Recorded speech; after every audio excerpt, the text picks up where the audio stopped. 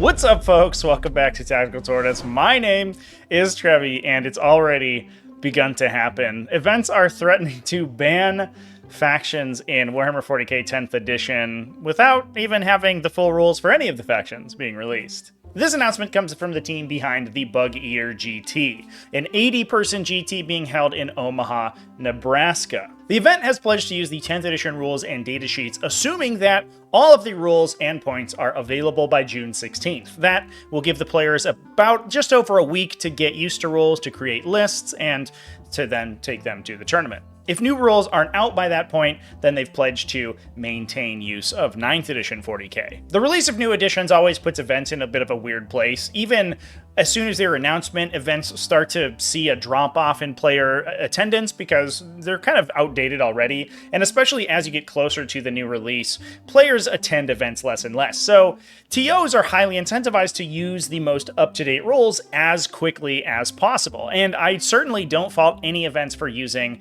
the new 10th edition rules as soon as the new edition releases on June 24th, which is when the Bug Eater GT is taking place. In fact, I kind of encourage it, especially with how easy the list building is in 10th edition. I think events can vet lists super quickly, so I think that just ripping the band-aid off and getting some experience and statistics in from the new and evolving metagame of 10th edition and getting players to really put their nose to the grindstone and learn these new rules is going to be super exciting. That said, the Bug Eater GT has come out with a strong stance against the Eldari Codex in the 10th edition of the game. The announcement specifically mentions that following the precedent from the community and other events in the past, they will not be allowing Eldari at their event until Games Workshop releases an FAQ or errata for the faction. If they release one, this policy will be revisited. Now, the past precedent they're talking about is one that I've covered on this channel. When it happened, the Leagues of Votann Codex upon release for 9th edition was incredibly powerful, and many events across the competitive scene actually banned the use of the faction at their tournaments upon its release, and forced Games Workshop's hand to release a day one errata for the faction, dramatically increasing their points values.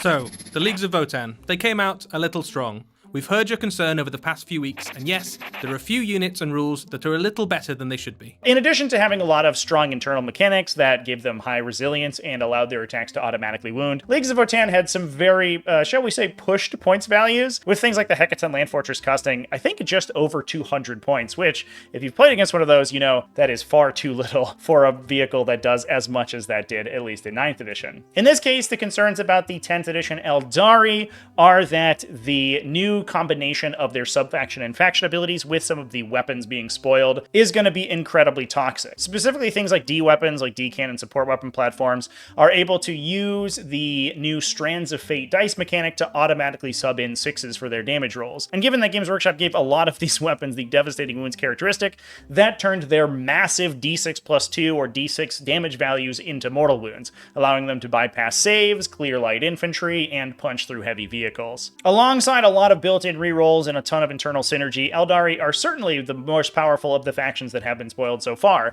but that is a pretty short list because we only have even decent spoilers for only 2 or 3 factions. The rest of them were basically just running off the faction release articles. So we don't actually know if Eldar are the strongest thing in the game, and it might be that they're far outclassed by other factions whose special abilities we just don't know yet. Now, I was a little bit concerned when the reaction to the Leagues of Votann Codex originally came through, and Games Workshop even released an apology video. There was a big mea culpa from the company. We know that game balance is important to you, and it's important to us too.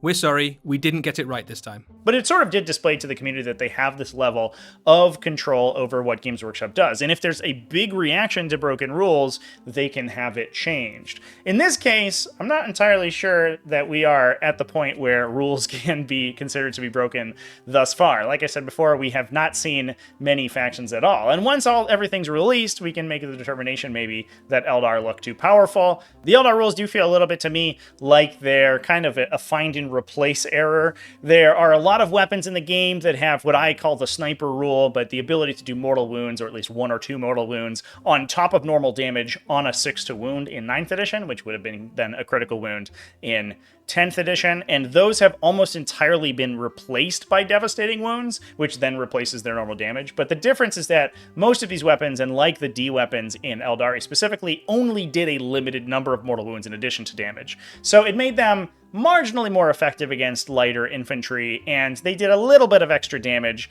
even if the target saved, but it didn't convert all of their damage directly into lost wounds off the target. I've talked about it on the channel before, but there may be a couple other issues like that in the game where some terms and some abilities were just replaced wholesale without really considering the ramifications of those. And it'll be interesting to see whether or not those are cleaned up in the first round of FAQs or in the designer's notes document that we're still waiting on for clarification on a lot of the core mechanics of the core rulebook. The other thing I want to call to attention here is the fact that we don't even have points values for these models yet, so it may be that the devastating wounds mechanic is a more elegant mechanic than the old sniper rule for weapons like these D cannons, given that it meshes more concretely with the core mechanics of 40k, and it has been costed appropriately into weapons like these D cannons that can use their abilities. Well, I think it's definitely the possibility that Eldar are too strong, and there's probably going to be some things that are overtuned in the 10th edition of the game. I think that making that call now, largely sight unseen, is a step too early. It's also going to be interesting if other events follow suit here, and within the first couple weeks of the edition coming out, whether or not we see that these factions are too powerful, and if other events follow the example of the Bug Eater GT, we actually do see some movement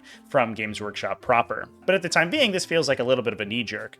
But let me know down in the comment section what you think about it. Do you think declaring that you'll ban a faction this early in the cycle and with this little information known is the right course of action, or is it correct to be demonstrating to Games Workshop that some of their rules are going to be unbalanced and they should probably do a little bit better job of developing their rules before release? Pretty wild situation, but I'm looking forward to hear what the community has to say about it. Thanks for watching all the way to the end of the video, everybody. Remember to keep it classy, folks, and have happy wargaming.